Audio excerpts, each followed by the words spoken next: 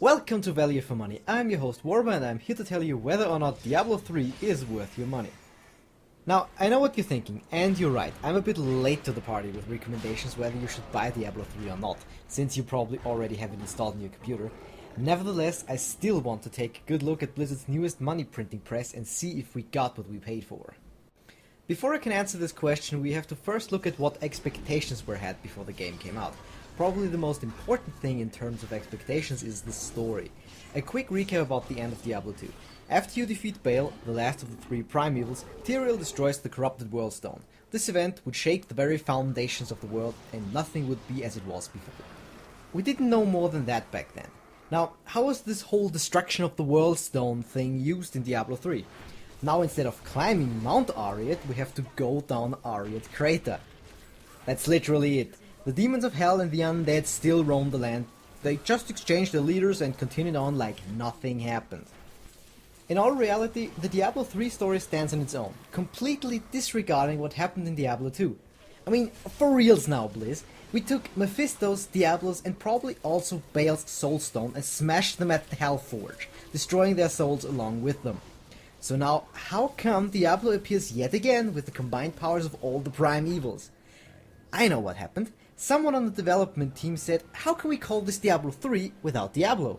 Fair point, replied another Blizzard employee. We better write an epic story arc describing how a demon-worshipping clan has reassembled the Soulstone and reincarnated the prime evil, etc. But you know how these things go. All this story might distract the player from breaking shit. So after that, all the possible story material was condensed into what little plot that remains. Oh yeah, and before I go to my next point, who on the development team thought it would be a good idea to kill Deckard Cain in the first act? I mean, come on! He was the only character with personality in the whole franchise. They probably got him out of the way before anybody could stay a while and listen, instead of grinding. Now, enough with the rant about the story. This is a game, meant to be played. So you get to play as one of 5 classes, with only the gender as a customization option, which is a step up to most hack and slashes out there. You get to choose from a wide array of moves that allow you to play the way you want to. This is one of these games that is almost impossible to master, due to the impossibly big amount of abilities you have to manage at the same... No, that would be awesome. You can only have 6 abilities plus potion hotkey in your bar and changing one of them puts it on a cooldown. Not only that, once you are level 60 you get a special stackable buff for killing rare and named creatures. This buff expires when you change an ability in your bar, limiting the use of your abilities even further. Next time around, please give us the option to use all the cool abilities you can come up with, Blizzard. Much appreciated. Now, the fighting is a standard hack and slash action with gorgeous graphics and ragdoll physics. The end bosses for every act are heavily WoW inspired, which isn't a bad thing, I might add. The combat gets a bit monotone after you're done experimenting with all your abilities and you have figured out what 6 spells you like the most. The most entertaining part of the game is most definitely multiplayer. Get a group of friends together, open a nice cold beer, start a group conversation via Skype or TeamSpeak and walk around the lovely scenery and butcher tons of enemies. Now, this raises an interesting question. Is the game really enhanced by the presence of other players or do they serve as a distraction from how tedious the combat is? I actually think the later. Playing with friends is in itself more fun than playing alone, so it should not come as a surprise that the same applies to Diablo 3.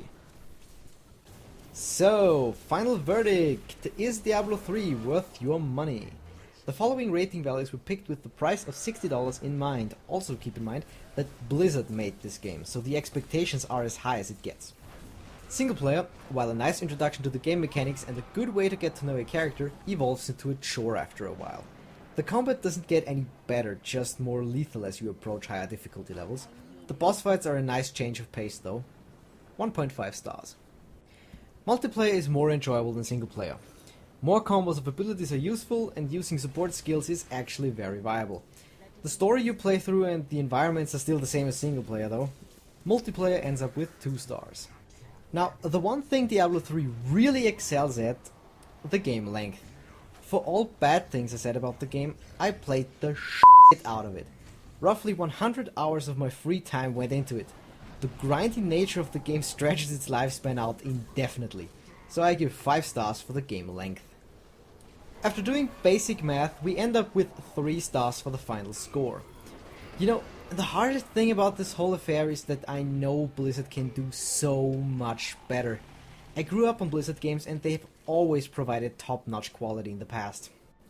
The only thing that kept me playing for 100 hours was the hope that it would get better further along the line. Sadly, this wasn't the case.